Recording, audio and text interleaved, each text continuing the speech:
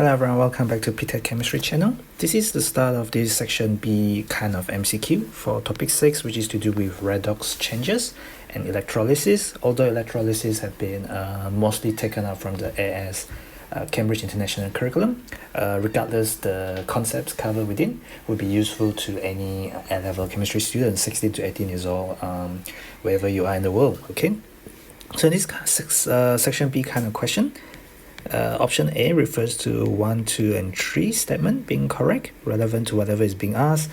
B refers to 1 and 2 being correct, C being 2 and 3 are correct, and D being only 1 is correct. Okay, so this is the general kind of setting for the section B of this Cambridge International A-level section B kind of question. Okay, but of course I've seen this kind of question being asked in IB chemistry as well as other multiple choice questions from other examination board as well. Going straight into this first question is saying that which statement about the commercial extraction aluminum are correct. If you remember from GCSE or your O-level chemistry, you have to get aluminium, extract aluminium from this aluminium oxide, and you have to use electrolysis. Okay, and then we talk about the Al3 plus being the cations, the O2 minus being the anion, and what happened is the Al3 plus go to the cathode because cathode is negatively charged. It attracts the positively charged cation. Reduction happened at the cathode.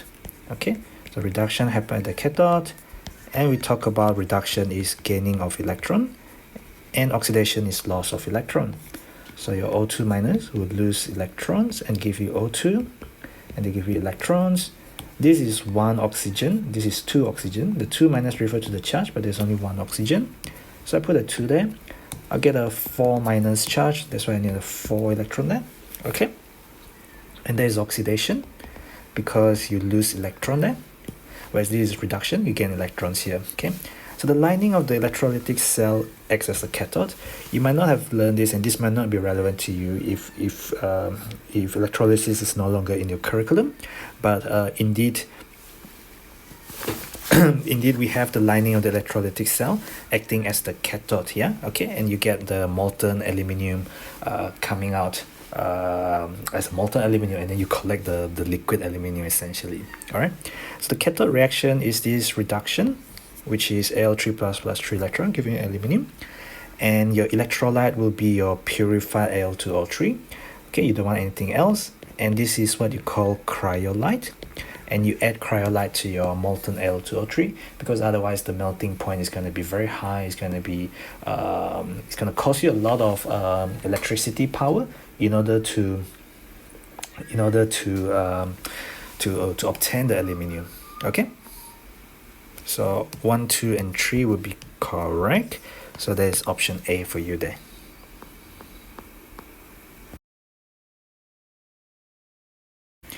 Moving on to this second question. So it's asking for, so it's quite a popular question over the year if you look at it. Okay, very popular actually. Which statements are correct? All right, which statement are correct? If you look at that, we should be thinking about oxidation number, at least at A level. Okay, so hydrogen there is hydrogen plus 1. It's bonded to electronegative element there. So if you have NH3, you have nitrogen plus 3 times plus 1. Overall, the molecule has no charge, so overall oxidation stays 0. Nitrogen is there is minus 3. Chlorine there is an element because it's Cl2. Bonded to itself is just chlorine 0. Nitrogen there is also an element, so it's nitrogen 0.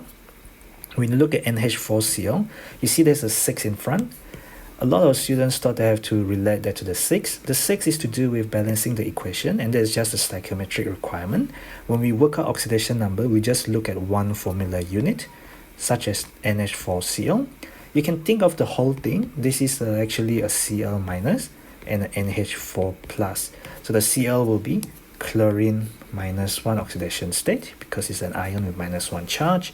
Personally, I like to think of them as single ions, so I can be thinking about that with the correct ionic charge, plus 1 balance out minus 1. But of course, you can think about the whole thing being 0 and you incorporate the minus 1 into it. I'm just going to show you by talking about NH4 plus, so that's why there's a charge of plus 1 for the cation. The nitrogen is what I want to find out. I have 4 hydrogen, each of which is plus 1. Nitrogen is plus 1 minus 4 is minus 3. So nitrogen there is minus 3, chlorine there is minus 1, hydrogen there is plus 1. Okay. Which statements are correct? Ammonia behave as a base. You learn from O level, a base dissociates in, a base dissociates in water to give you hydroxide ion. But what you might not know in A level is that, I think you'll find out very soon in the next topic or the topic afterwards. A base is a proton acceptor. Okay, it comes around that idea where you talk about it dissociating into OH minus in water. If you dissociate into OH minus in water, what will the OH minus do? The OH minus will accept proton and form water. Okay, proton refers to H plus.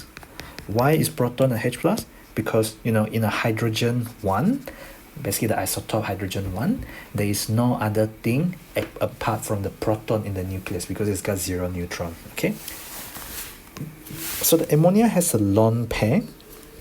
If you think about your structure and bonding, you would have known that ammonia has a lone pair, and then you can use this lone pair to pick up a proton, and you form something called dative covalent bond, and you would form this tetrahedral ion.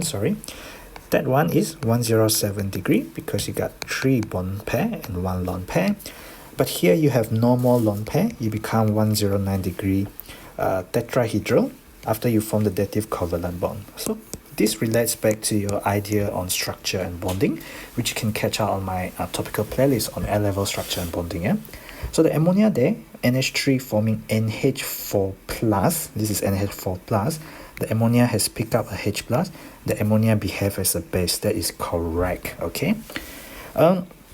Between 1 and 3, since I already worked out the oxidation number, I can go to 3 straight away. If I hadn't worked out the oxidation number, I can check for number 1, but essentially this is to do with redox, reducing agent, oxidizing agent, oxidation numbers to do with redox. I'm just going to check number 3 first. The hydrogen there is plus 1, the hydrogen there is plus 1. The oxidation number of hydrogen changes is incorrect, the same.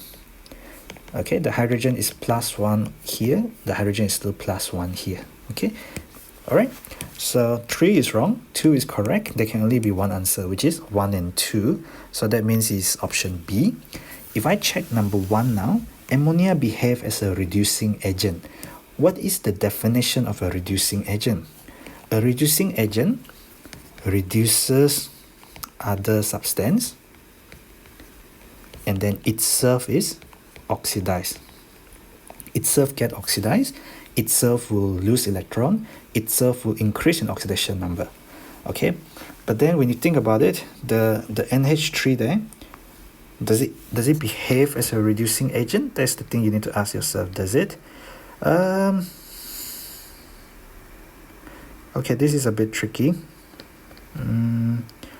When you go from here to here, there is no change in the oxidation number of the nitrogen.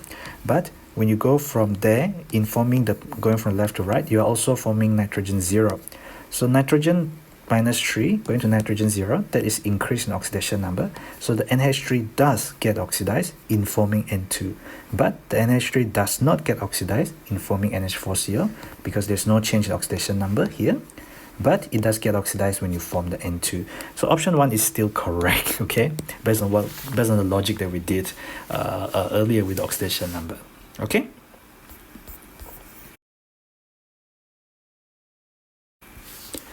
Moving to the next question. This is a very classic reaction. It's called disproportionation. There are 2 sets of them. One of them is with the cold dilute NaOH. This is with the hot concentrated NaOH, where you do not stop at sodium chloride 1. This is actually chlorine plus 5. And I know it by heart because it's a case study.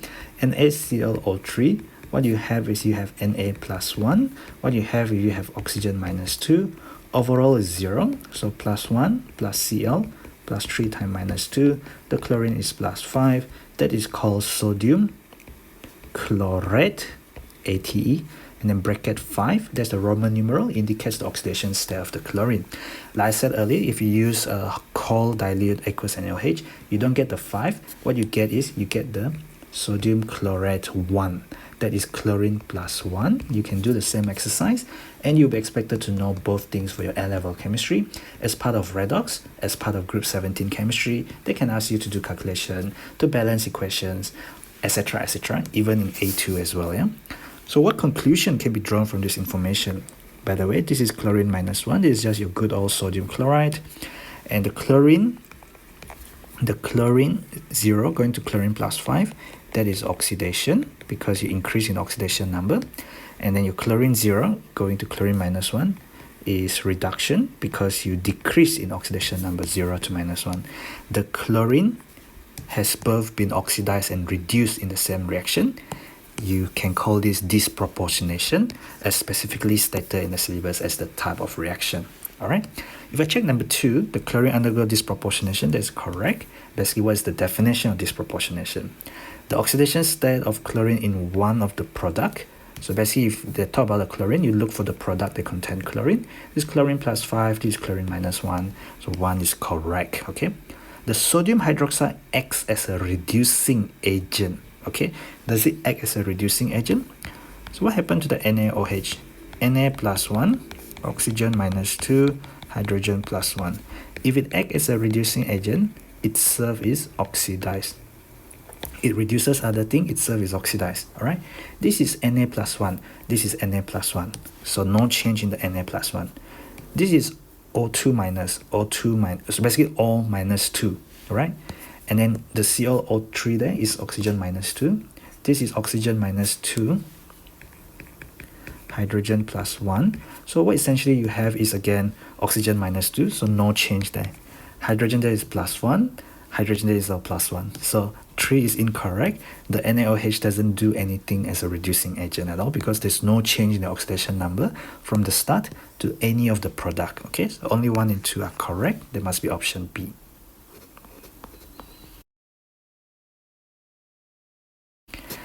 In the next question, this is basically about the classic case study, disproportionation reaction again.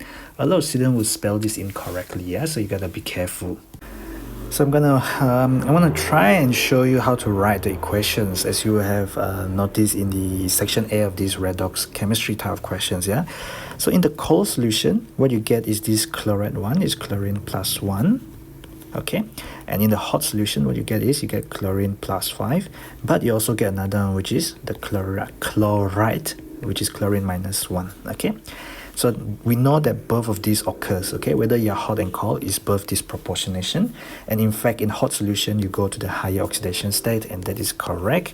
And this is what happened in the cold solution. You just stop at chlorine plus 1. So all three of that are correct. I'm just going to show you how to write the equation, where you have to use changes in oxidation number to balance chemical equation.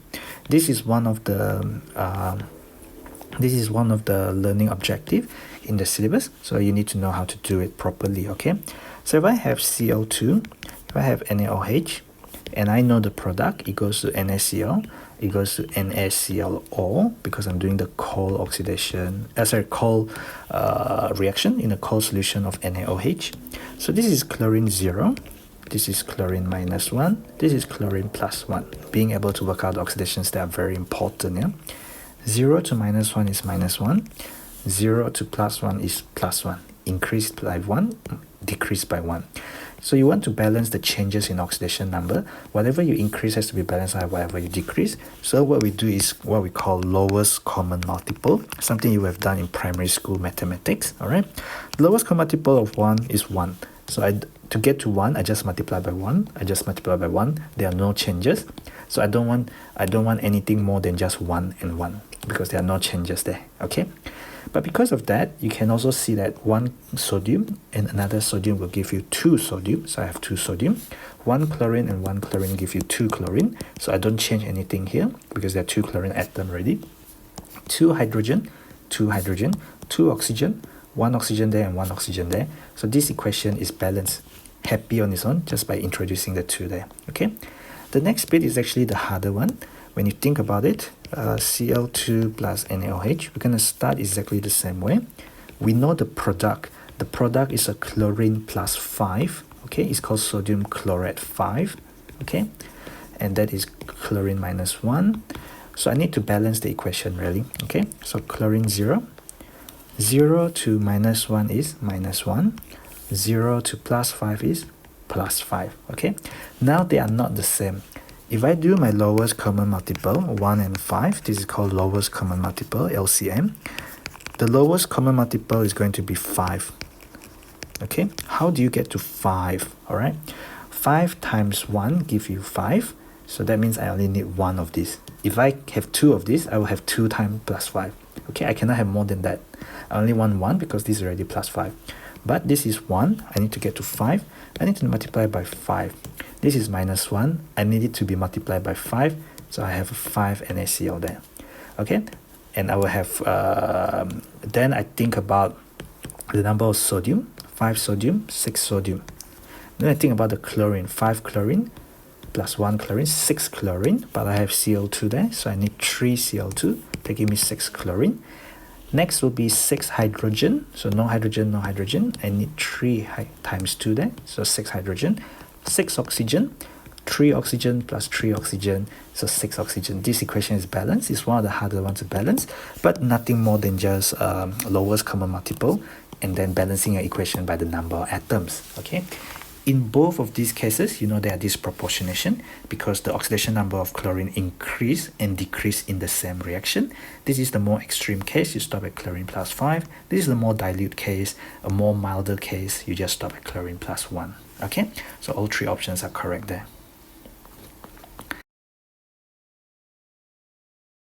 Moving on to this last question of this 5-question series on redox changes, they are saying that in which reaction are the nitrogen reduced? We talk about reduction is gaining of electrons or plus electrons. We talk about reduction being decrease in oxidation number. Okay, usually there's another 2 definition, which is gain hydrogen and lose oxygen. In the context of inorganic chemistry, that doesn't apply very often. Usually we talk about in terms of electrons and decrease in oxidation number. The gain hydrogen and lose oxygen, it's more applicable in the context of organic chemistry. Okay, when we talk about reduction in organic chemistry, we usually think about gaining hydrogen and losing oxygen more than that, whereas these are more applicable to inorganic chemistry such as this. Okay, if I go into the second one, I'm just going to look not at the 4, not at the 2, not at the 3, because those are stoichiometric ratio. When we work out oxidation number, we just look at single formula unit without caring about the number in front, okay? And that's one of the most common mistakes that students make, really. So the whole molecule is 0, no charge. Nitrogen is what I want to find because they want me to work out the oxidation state of the nitrogen, okay? So each oxygen is minus 2 when they form compound. That's going to give me nitrogen plus 4. In N2O, I'll have 0 again because the whole molecule have no charge. I have 1 oxygen, which is minus 2. So 2 nitrogen is plus 2. Each nitrogen is plus 2 over 2. Each nitrogen is plus 1. So I've gone from nitrogen plus 4 to nitrogen plus 1. So the nitrogen has been reduced. 2 is correct. By the way, this is oxygen 0. So the oxygen has been oxidized from minus 2 to 0. Okay, this is a redox reaction. As you can see, there are no electrons lying around because you are not showing a half equation, you're showing a full equation where oxidation and reduction takes place. If I check number 1 now, well, I don't need to do the NO2 again. But you can think about the NO2, which you have done before, nitrogen plus 4. And then you have nitrogen 0 because this is elemental nitrogen. You have oxygen 0 because this is elemental oxygen. So plus 4 to 0 because we're looking at nitrogen. Plus 4 to 0, decrease in oxidation number, reduction of the nitrogen atom. Okay. How about the next one? Nitrogen is plus 4 in NO2. How about in NH3? In NH3, there's 1 nitrogen. Each hydrogen is plus 1 because nitrogen is more electronegative than the hydrogen. So the hydrogen is definitely plus 1. The whole molecule has no charge. So nitrogen there is minus 3. The oxygen is 0. The oxygen there is minus 2. The oxygen there is minus 2. The oxygens get oxidized. The nitrogen get reduced, decrease in oxidation number. Okay. So all three are correct. In all three cases, the nitrogen atoms are reduced. This is the end of this section B topical MCQ tutorials on redox changes.